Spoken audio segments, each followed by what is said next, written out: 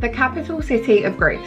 Located on the mainland Greece, Athens is a multicultural, vibrant and historic place to visit, whether on a city break or even on a layover before visiting the islands.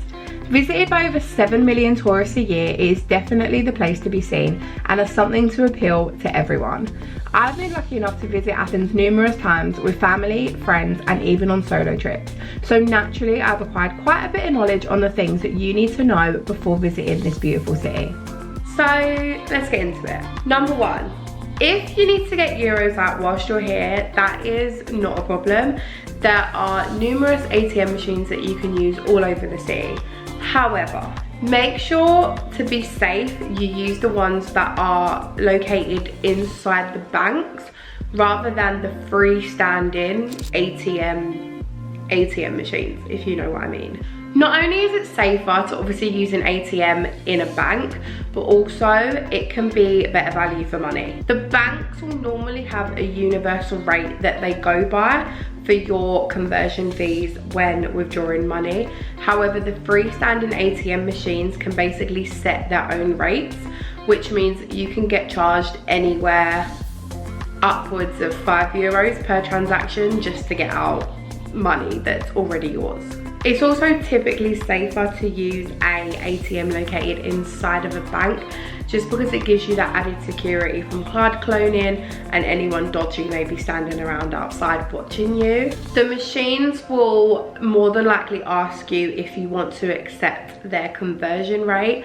For this, always put no. If you put yes, you are essentially accepting whatever conversion rate the machine will give you. Whereas if you put no, you will be allowing your bank to choose a conversion rate.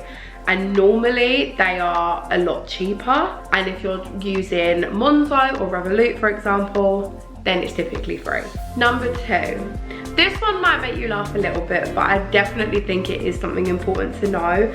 And it is being mindful of the words, the sayings, the lifestyle of Greek timing. Even if you are coming to Athens, not just one of the Greek islands, but even just with Athens in general, don't be in too much of a rush.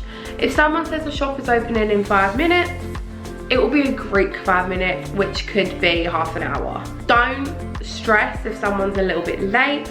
Don't stress if you don't get somewhere directly on schedule. Just be mindful of this. However, this does not, and I can't stress this enough, this does not transfer to airports, ferry schedules, attraction ticket entry times like the Acropolis, for example. This does not directly transfer to that as well. Stick to your actual time slots. Give yourself plenty of time in the airports and anywhere like that. But yeah, in general, in city life in Athens, Greek timing is a real thing. So don't stress too much if you're 5-10 minutes late or your driver's 5-10 minutes late. Just go with the flow and enjoy the Greek lifestyle. With this being said, do not come to Greece with the intention of rushing. If you are heading out early in the morning and you want to get a coffee before you go, but you have somewhere to be at a specific time, your best bet is to just use the grab and go and just get a coffee from there. If you sit down, it's a much more, enjoyable, relaxing experience, but you might be sat down for 10 minutes before you're even served. The coffee will then come a little bit later. You might try to get their attention for the bill. It might take a while. They might take 5 minutes to bring you any change. It's just a long process. If you're in a rush, don't bother. Just use the grab and go. But by all means, make your reservations, make your plans, schedule everything in. I'm a Virgo. I schedule everything in my life, but make the most of the Greek culture and the timing and the climate and everything that you're here for, and just enjoy your time. Just don't stress. You can go home and stress about work and deadlines and stuff. You're on holiday, you're in Athens. Just relax and make the most of it. If you need to book a taxi, get an Uber. Uber is the best choice in Athens. This might be a little bit controversial. I know in other countries, I know in London it's definitely controversial, but for here, Uber is the best way forward. This is mainly because, and yes, it's not like it with everyone, but this is definitely something that I've been told several times from people that I know that live here. But where Uber sets you a set rate, so you put in, you know, where you're from and then where you're going, it will just give you that rate, you'll pay, and then it comes out your bank account, and then, you know, you don't have to discuss money, you don't have to set prices, nothing. With a taxi, they have been known to take advantage of tourists. And again, it's not everyone, and it definitely shouldn't give them like a bad rep. But when Uber is so easily accessible anyway, I would just be safe and stick with that. If you are using a taxi, however, just be mindful that the driver is meant to start the meter the second you pull away and you start your journey. If they do not set that meter, you should be getting out of the taxi. You can ask them by all means at first to start the meter, and if they refuse to, then you can get out. It basically means that if they're gonna refuse to start the meter, they're gonna just give you a rough price. So if something might cost 30 euros to get to, but they haven't started the meter, they could charge you 50 and, you know, just make up that that's the price. It is actually required by law that taxi drivers do start the meter at the beginning of your journey. And so if they do try to charge you, and you realize that they haven't started the meter, you are, you know, legally able to report them, and they know that they can get in big trouble for that.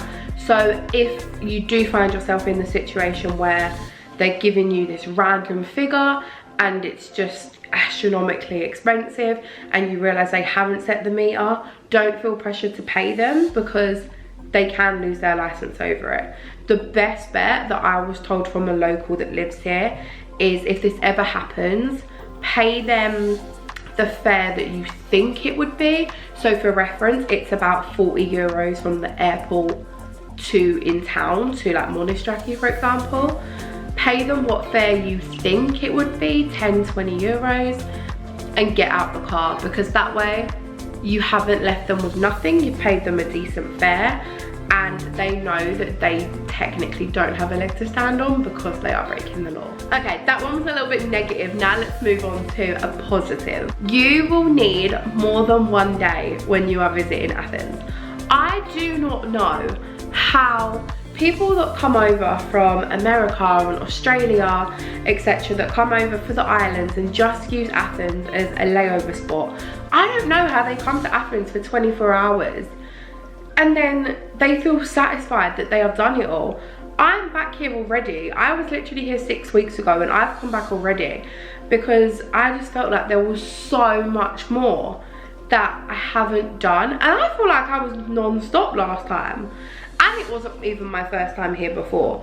So I just feel like I have so much more of Athens yet to complete.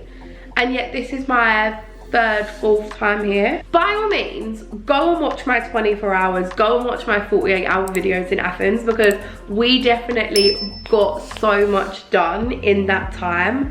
However, the fact that I keep coming back proves to you how much there is for you to do in Athens. The one thing I don't want you to do though, I don't want you to assume that Athens is just the Acropolis and some Souvlaki, and that's it. Athens is so much more. It is such a diverse city with so much to do. You could easily have 5 days to a week here and explore so much.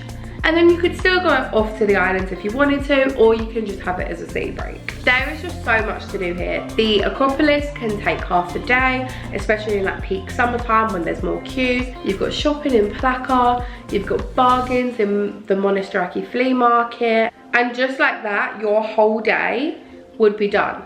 But then you haven't visited the archaeological museums, you haven't visited the Panathenaic Stadium, you haven't visited the Olympic Museum, you haven't seen Changing of the Gardens in Tagmar or the National Gardens. And these are all things that are still so central, let alone all the neighborhoods that I'm only now just starting to explore, like coming back time and time again. If you are coming for a short city break before hopping to some of the islands, for example, I would say 3 days at a minimum, probably 3 to 4, but you could squeeze it into 3.